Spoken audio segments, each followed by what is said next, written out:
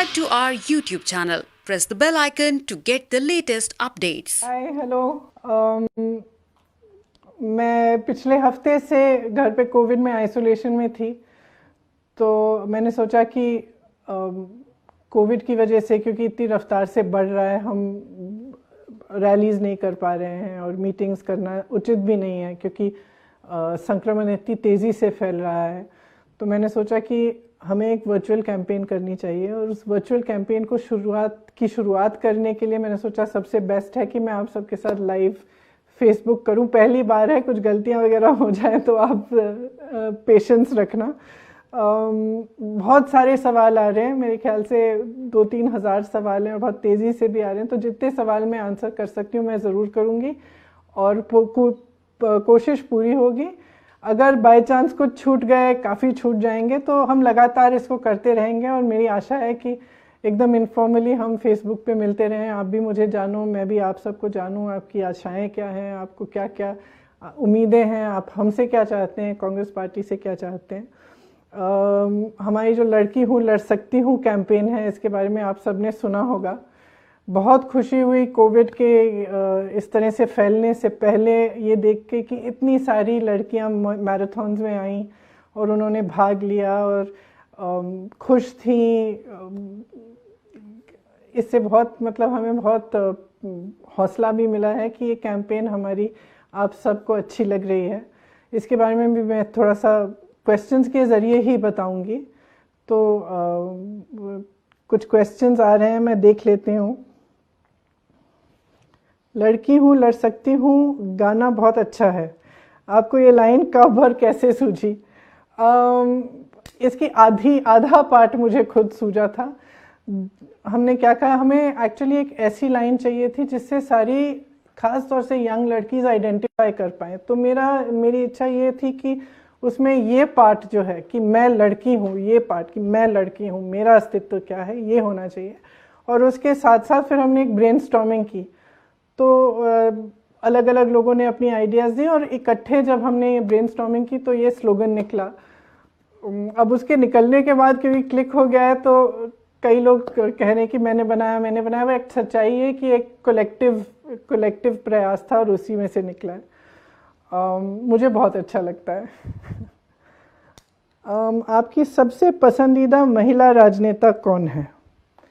मेरे ख्याल से वर्तमान में I would say Jacinda Ardern, New Zealand की प्रधानमंत्री हैं, और मुझे इसलिए अच्छी लगती हैं क्योंकि नेचुरल हैं और महिला के जितने भी गुण हैं वो मुझे उनमें दिखते हैं। स्ट्रॉन्ग भी है, करेजियस भी है। उनके यहाँ पे कुछ एक बार विवाद भी हुआ था, बम फटी थी, उसके बाद भी उन्होंने सिर्फ प्रेम और करुणा की बात की और जनता से बहुत अच्छी तरह जुड़ी हैं, सोशल मीडिया के माध्यम से भी। तो जैसे जब उनका बेबी हुआ तो पार्लियामेंट में थी, पार्लियामेंट में बेबी को ले गई। ये सब जो नेचुरलनेस है और कोई दिखावट नहीं, कोई नौटंकी नहीं, इसलिए बहुत पसंद है। उनकी पॉलिसीज़ भी बहुत पसंद है मुझे। अगर अतीत में देखें तो ऑब्वियसली अगर मैं ये ना कहूँ कि मेरी दादी ही मेरी इंस्पिरेशन थी और मेरी बहुत ही पसंदीदा पॉलिटिशियन थी, तो मैं सच नहीं बोलूँगी। एक्चुअली मेरी दादी इंदिरा गांधी जी से मैं बहुत इंस्पायर हूँ। लड़की हूँ लड़ सकती हूँ गाने में एक लाइन है, घर भी चलाया है मैंने और देश भी चला सकती हूँ। आप घर और राजनीति दोनों कैसे संभालती हैं?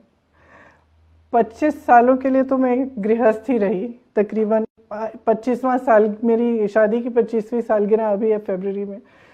तो मेरा पूरा फोकस, मेरी प्रायोरिटी यही थी, घर, बच्चों की परवरिश। तो एक आदत सी भी है। अब तो बच्चे बड़े हो गए हैं, दोनों बाहर पढ़ते हैं, तो इतनी ज़रूरत नहीं है उन्हें। लेकिन हाँ, घर को चलाने के लिए आदत है। चाहे मैं लखनऊ में हूँ और चाहे मैं झांसी में हूँ, जहाँ भी हूँ, मैं फ़ोन करके पता करती हूँ, भाई वो अलमारी साफ़ की, ये किया, वो किया। तो ऑब्वियसली जितना काम बढ़ता है और बाहर घूमना पड़ता है और टूर करना पड़ता है, उतना मुश्किल भी होता है। लेकिन इस फैक्ट से कि मेरे बच्चे अब बहुत बड़े हो गए हैं, अपने आप को संभालते हैं, अपनी जिम्मेदारी खुद लेते हैं, इससे बहुत मदद है। और मेरे हस्बैंड भी बहुत सपोर्टिव हैं, तो दोनों चीज़ें संभाल लेती हूँ, बहुत ज़्यादा प्रॉब्लम नहीं आता है इसमें मुझे। एक इंग्लिश का क्वेश्चन है यहाँ। It's highly relieving seeing political parties talk about such important issues which get ignored. My question to you is, what role can ladke play in this movement, and where do you see them in context of this movement? कल परसों मेरा बेटा ये band पहना था मैं उसको Instagram पे लगाना चाह रही थी कि लड़की हूँ लड़ सकती हूँ वाला बैंड लड़के भी पहन रहे हैं। Look, what can men do? Men can change their view. They can look at women as equals. They can deeply understand the fact that a woman is no less than them. And the biggest really thing that I think that men need to know and understand is that the inequality that women face in society is wrong. Women have an equal right. We are 50% of the population. We are as strong, as brave, if not more. And we have certain qualities men don't have. They have certain qualities we don't have. So this, it is really in changing the view that men, a lot of men I would say, have, and in supporting women and helping women to express themselves wholly, not trying to control the expression of women, not trying to control the independence of women, and not trying to look at a women's equality, a woman standing as in any way less than theirs. I think that in itself would be a big thing. Then, hello ma'am, I wanted to know if the campaign Ladki Hu Lad Sakti Hu movement is only limited to certain states. Also, is there a way for women from other states to be part of the movement? So we have begun this movement in UP, and my idea really is that this movement should go across India. I'm hoping that after the UP election, we are able to take this movement across India to all states. All young women need to be part of it. All young women need to know that their rights are being fought for, that their equal right is actually being brought into the discussion. I think the greatest thing that we can achieve in a short period, and I think to some extent we've already achieved with this movement, is that suddenly people are talking about women. Women cannot be ignored anymore. Even in Uttar Pradesh, all the other political parties, you might have noticed in the last 15-20 days, in the last month or so that we've started this campaign, now cannot ignore the fact that women are awakened. They want their right, they're going to fight for their right, and they're not going to allow you to ignore them anymore. So whether it's the Samajwadi Party, the BJP, the Aam Aadmi Party, you're suddenly seeing announcements are being made for women. And I think it's a great achievement. It's not my achievement, it's not the achievement of this campaign, it's the achievement of all the women who are standing up with this slogan and saying, we are going to fight for ourselves, and we have had enough of being ignored. We are 50% of the population. We need to be taken seriously politically. Political parties who think they can ignore us, or think that by giving us one gas cylinder, their responsibility to women and the equality and the rights of women is over, are seriously wrong. And that is the main thing that I want to say. I want to say that political parties owe a responsibility and have a duty towards women. They cannot ignore us anymore. We are in the discourse. In fact, in Uttar Pradesh, we are at the center of the discourse. And at least for one thing, I am not going to let that move. I am not going to let women be ignored anymore.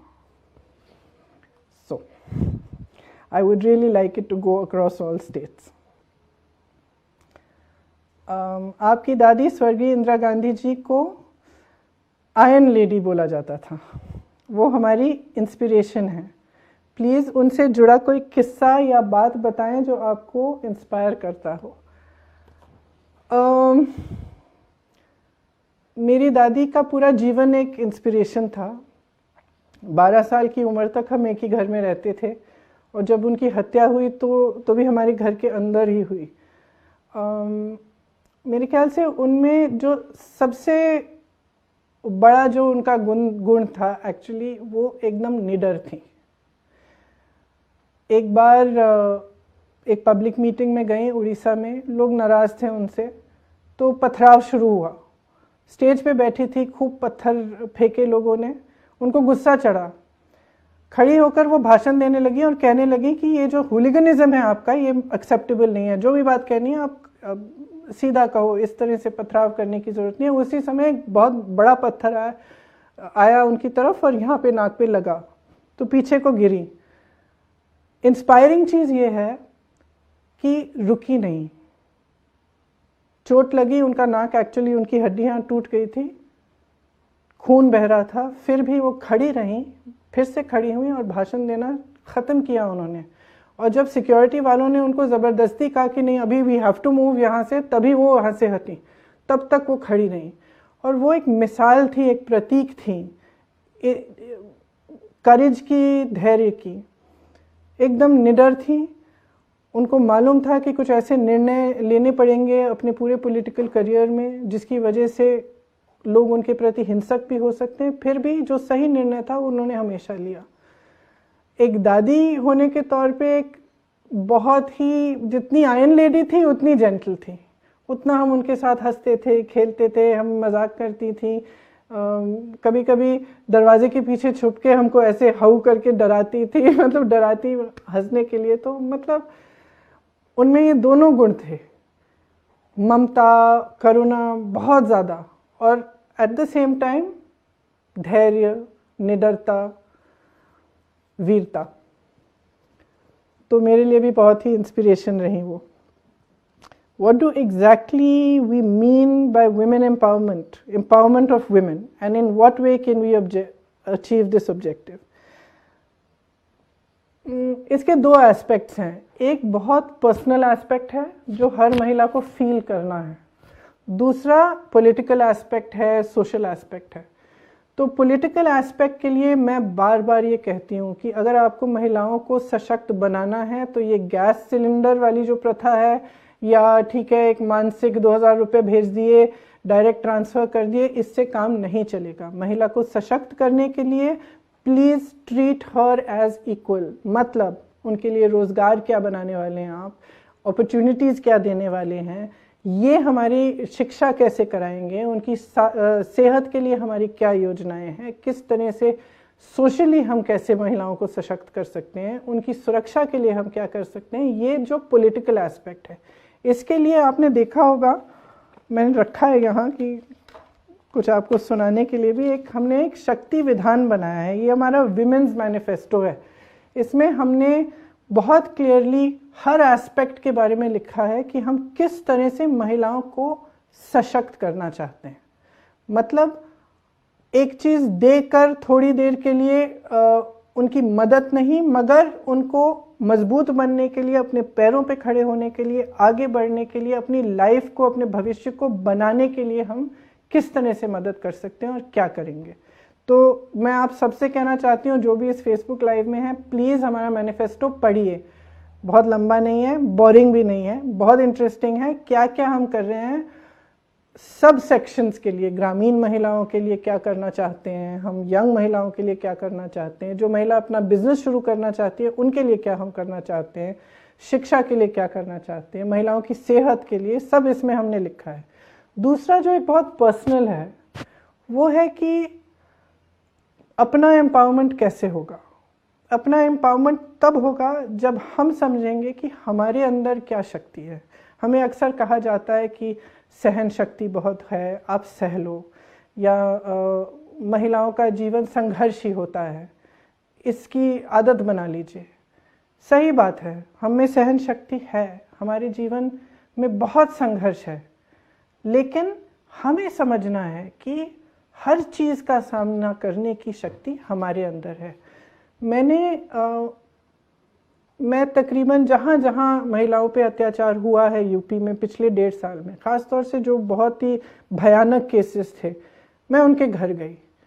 और जब आपने पूछा कि ये लड़की हूँ line, इसके बारे में क्या ब्रेनस्टॉर्मिंग की, एक्चुअली इस लाइन के पीछे जो इंस्पिरेशन है वो जब मैं उन्नाव में जो हुआ हादसा, जिस लड़की को जला के मार डाला था उसका बलात्कार करने के बाद, जब मैं उसके घर गई तो उसके परिवार से मिली, तो मेरे मन में ये एक बात बहुत क्लियरली बैठ गई कि ये एक नौजवान लड़की थी, इसने अपने हक की लड़ाई लड़ी।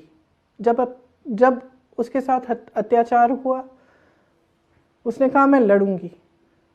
उसका केस उन्नाव में दर्ज नहीं हुआ, रायबरेली गई पास वाले ज़िले में, वहाँ पे केस दर्ज कराया। जब उसको केस लड़ने के लिए या कचहरी में जाना पड़ता था, खुद सुबह 6 बजे उठकर उन्नाव से रायबरेली ट्रेन लेके जाना पड़ता था।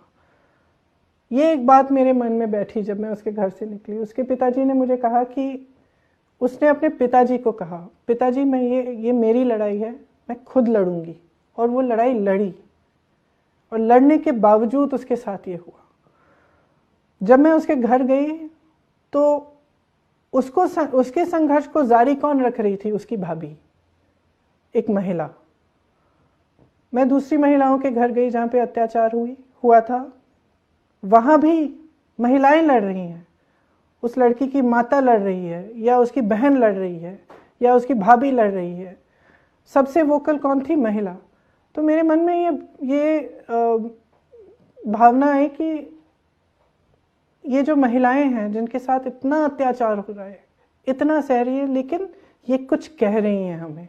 ये कह रही हैं कि हम अब सहना नहीं चाहते, हम अपने हकों के लिए लड़ेंगे। तो वो जो भावना है उसी से इंस्पायर्ड एक्चुअली ये हमारा स्लोगन है। और जब हम महिला की अपनी पर्सनल एम्पावरमेंट की बात करते हैं तो ये है कि अब अंदर से हमें समझना है कि कुछ भी हो जाए, हमारे अंदर वो शक्ति है कि हम अपने लिए खड़े हो सकते हैं। और अगर हम सब महिलाएं ये समझ लें, एकजुट हो जाएं, तो एक इतना बड़ा फोर्स बनेगा कि हम समाज को, राजनीति को, अपने भविष्य को खुद बदल पाएंगे।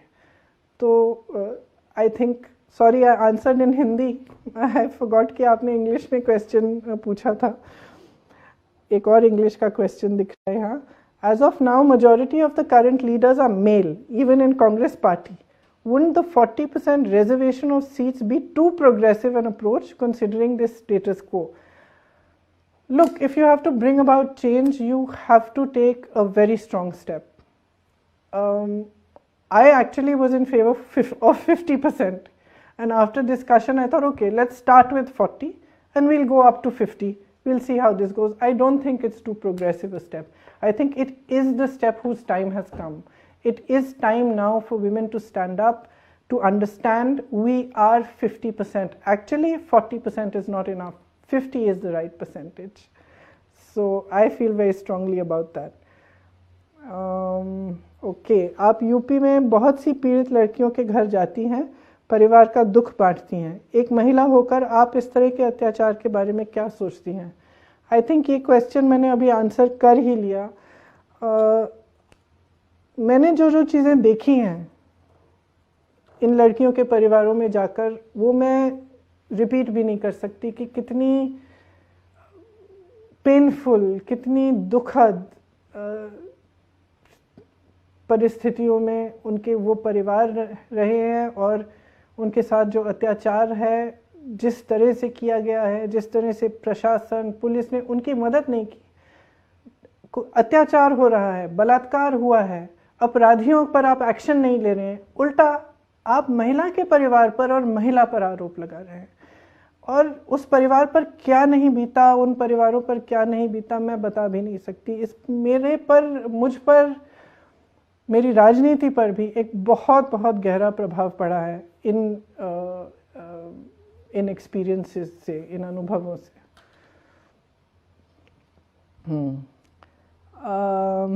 एक और, अच्छा, ये इंटरेस्टिंग क्वेश्चन है। नफरत भाजपा की सबसे बड़ी ताकत है, इससे आप कैसे निपटेंगी? नफरत से निपटने का एक ही तरीका है, और ये कोई नया मेरा तरीका नहीं है, मैं नहीं कह रही हूँ। ये हमारे इतिहास में, हमारी संस्कृति में, वेदों में, पुराणों में, उसके बाद बुद्ध भगवान ने भी कहा, गुरु नानक जी ने भी कहा, नफरत का मुकाबला सिर्फ प्रेम कर सकता है।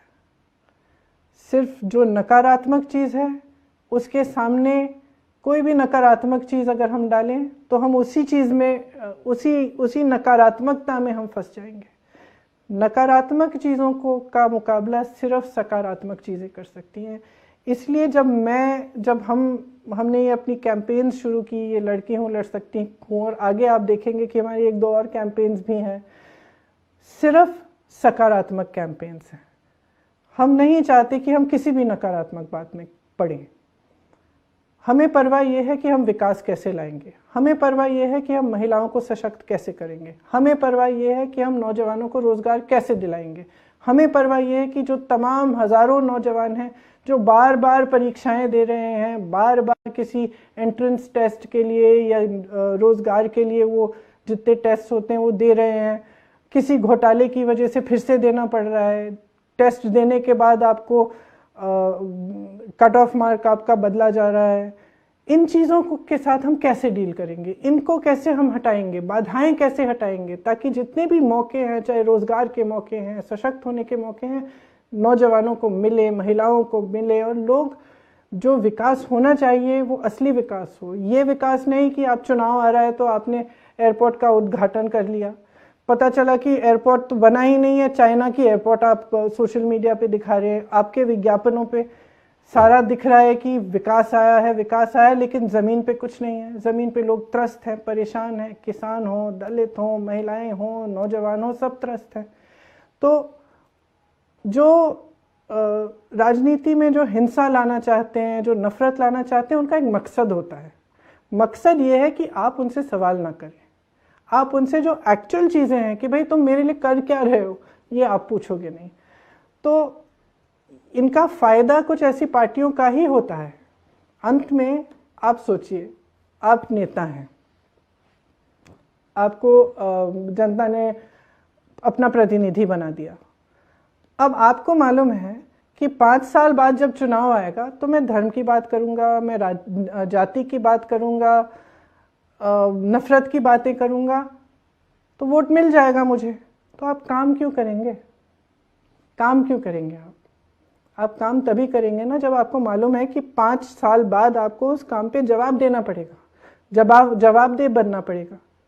तो मैं समझती हूँ कि जो ये राजनीति में ख़ास तौर से समाज में जो नकारात्मकता, हिंसा फैल रही है, इसका मुकाबला एक्चुअली सकारात्मक राजनीति, प्रेम, करुणा भाव, सबको एक साथ लेकर उन चीज़ों के बारे में हम बात करें जो एक्चुअली हमारे भविष्य को, हमारे जीवन को सुधारें, हमारे समाज को सुधारें, हमारा जो आपसी प्रेम है उसको बढ़ाएं। बड़ा लंबा लेक्चर दे दिया मैंने। अच्छा, अब आपने महिलाओं को चुनाव के टिकट में 40% आरक्षण दिया है, जो कि अच्छा कदम है, थैंक यू। लेकिन क्या राजनीति महिलाओं के लिए सेफ है? जो महिलाएं पॉलिटिक्स में आना चाहती हैं लेकिन डरती हैं, उनसे आप क्या कहेंगी? देखिए, आप देखेंगे कि जो लिस्ट हमारी आएगी महिलाओं की जो टिकट चाहती हैं, उसमें ऐसी महिलाएं हैं जिन्होंने बहुत संघर्ष किया है। मिसाल के तौर पर मैं बता देती हूँ कि एक महिला जिसने पंचायत का चुनाव लड़ा और भाजपा के कार्यकर्ताओं और नेताओं ने उससे लड़ाई की, उसकी साड़ी फाड़ दी, और हमारी पार्टी में नहीं थी, वो समाजवादी पार्टी में थी। मैं गई, उनसे मिली उस समय। वो चुनाव लड़ेंगी, उनको मौका मिल रहा है। क्यों? देखिए, क्योंकि, और मैं उनसे कह रही हूँ कि आपकी सुरक्षा हमारी जिम्मेदारी है, हमारी पार्टी, पूरी पार्टी आपके साथ है। आप खड़ी होंगी, आप खड़े होइए, आप लड़िए, हम आपके पीछे खड़े हैं, हम आपके लिए लड़ेंगे। तो मेरे ख्याल से ये हमें कदम उठाना पड़ेगा। हमें थोड़ा सा अपना मन बना के, अपना धैर्य बनाकर, अपने आप को आगे लाना पड़ेगा। और जब हम एकजुट होंगे, जब पूरी कांग्रेस पार्टी उस महिला के साथ खड़ी है, तो उसकी सुरक्षा ऑटोमेटिकली उसको मिलेगी, उस पार्टी की मजबूती से, हमारे समर्थन के साथ, और हम उसके लिए समर्पित हों, उसके साथ वो खड़ी हो पाएगी और उससे सुरक्षा मिली। तो मैं ये कहना चाहती हूँ कि अगर आप महिला हैं, आप पॉलिटिक्स में आना चाहती हैं, आप डर रही हैं, घबरा रही हैं, मेरे पास आइए, मेरे से मिलिए। आपकी जो घबराहट है, आपकी जो फियर्स हैं, उसके बारे में हम बात करते हैं, उसको सुलझाते हैं और खड़े हो जाइए हमारे साथ। अच्छा, I have gone through few visuals in which it has been mentioned 40% reservation in Vidhan Sabha. So my question is this reservation limited to politics or in government jobs also women will get 40% reservation? देखिए हमारे घोषणा पत्र में जो शक्ति विधान हमने महिलाओं के लिए लिखा है, उसमें हमने बहुत क्लियरली बताया कि जो 40% हम टिकटों के लिए दे रहे हैं, उसी तरह से 40% सरकारी रोजगार में हम नौकरियों में हम देंगे, बशर्ते कि जो एग्जिस्टिंग रिजर्वेशंस की जो रूल्स हैं वो उनको हम नहीं तोड़ेंगे। मतलब जो ऑलरेडी रिजर्वेशंस हैं उसके अंदर हम 40% महिलाओं को रिजर्वेशन देंगे। तो फिर से मैंने हिंदी में इंग्लिश का क्वेश्चन आंसर कर दिया। उत्तर प्रदेश स्वास्थ्य सेवाओं में देश में सबसे निचले पायदान पर है। आपके पास क्या कार्य योजना है जिससे हमारी स्वास्थ्य सेवाएं बेहतर हो जाएं? ये शायद अभी 2:27 हो गए हैं, तो ये आखिरी क्वेश्चन मैं लूँगी। इसके बाद जो अगली बार मैं आपके बाकी क्वेश्चंस ले लूँगी। ये मैं एक्चुअली मैं पढ़ के बता देती हूँ अपने मैनिफेस्टो से, क्योंकि इसमें काफ़ी चीज़ें हमने रखी हैं सेहत के लिए। जैसे आपने बिल्कुल सही कहा कि उत्तर प्रदेश एकदम निचले पायदान पर है सेहत के मामले में, और ख़ासतौर से महिलाओं की जो सेहत है उसके लिए। तो जो पूरा जो स्वास्थ्य का जो स्ट्रक्चर है, हेल्थ का जो इंफ्रास्ट्रक्चर है, उसको मजबूत करने के लिए हमने काफ़ी सोचा और किस तरह से किया जाएगा। कुछ पॉइंट्स मैं आपको पढ़ के बता देती हूँ जो हमारे मैनिफेस्टो में है।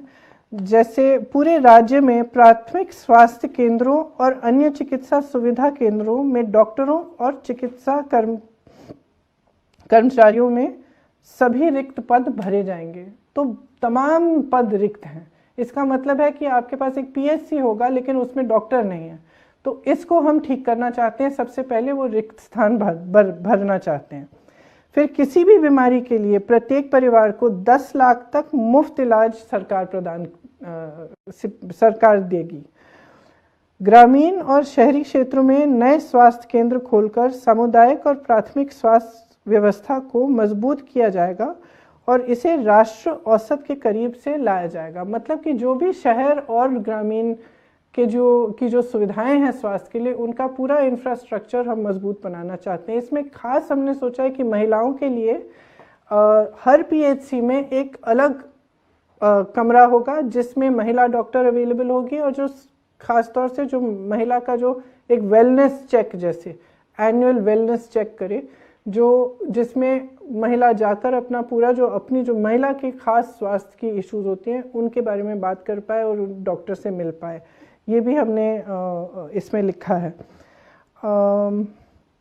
मानसिक स्वास्थ्य और आरोग्य पर ध्यान देने के लिए एक हेल्पलाइन और वेबसाइट शुरू की जाएगी। सभी सरकारी अस्पतालों, विश्वविद्यालयों और विद्यालयों में मासिक धर्म से संबंधित आवश्यक वस्तुओं और दवाओं की मुफ्त आपूर्ति सुनिश्चित की जाएगी। यहाँ पे जब हमने मानसिक स्वास्थ्य की बात की है, उसमें हमने ये तय किया है कि एक बड़ा सेंटर बनाएंगे हम, खास तौर से जो साइकोलॉजिकल इश्यूज होती हैं उसके लिए, और वहाँ पे हम एक हब और स्पोक का इंस्टीट्यूट बनाना चाहते हैं, जो लखनऊ में एक बड़ा इंस्टीट्यूट हो और 4 बड़े शहरों में उसका एक स्पोक की तरह से हम इंतज़ाम करेंगे, ताकि जो साइकोलॉजिकल इश्यूज होती हैं उनको टैकल करने के लिए वो भी हम करना चाहते हैं। जो महिलाओं की खास जो मासिक स्वास्थ्य की बात है, उसके लिए हम चाहते हैं कि उनके लिए जो भी सुविधाएं उपलब्ध कर सकते हैं हम पूरी तरह से उनको भी उपलब्ध करें। तो बेसिकली, और जो हेल्थ में हम खर्चा करते हैं, जो हेल्थ बजट है हमारी, उसको हम बढ़ाना चाहते हैं। एक और चीज़ है कि अब कोरोना का दौर है, पिछले 2 सालों से हम देख रहे हैं कि कितना स्ट्रेस हमारा हेल्थ सेक्टर ले रहा है, कि नर्सेज, डॉक्टर्स 24 घंटे काम करके भी उनको सरकार की तरफ से जो मिलना चाहिए, जो सपोर्ट मिलनी चाहिए, चाहे वो आर्थिक हो, चाहे वो मानसिक तौर पे हो, चाहे वर्किंग आवर्स में हो, वो नहीं मिल रही है। तो हम चाहते हैं कि इसको भी हम सुधारें। तो मेरे ख्याल से अब हमारा टाइम अप हो गया है, 2:30 बज गए हैं, लेकिन अच्छा लगा आप सबसे बात करने का, और आशा है कि फिर से हम मिलते रहेंगे और इनफॉर्मली बातचीत करते रहेंगे। आप अपने क्वेश्चंस भेजते रहिए, ख़ास तौर से मेरी बहनें। मैं चाहती हूँ कि आपसे संपर्क हमारा जारी रहे और एक दूसरे को हम अच्छी तरह से जानें और पहचानें। धन्यवाद, थैंक यू।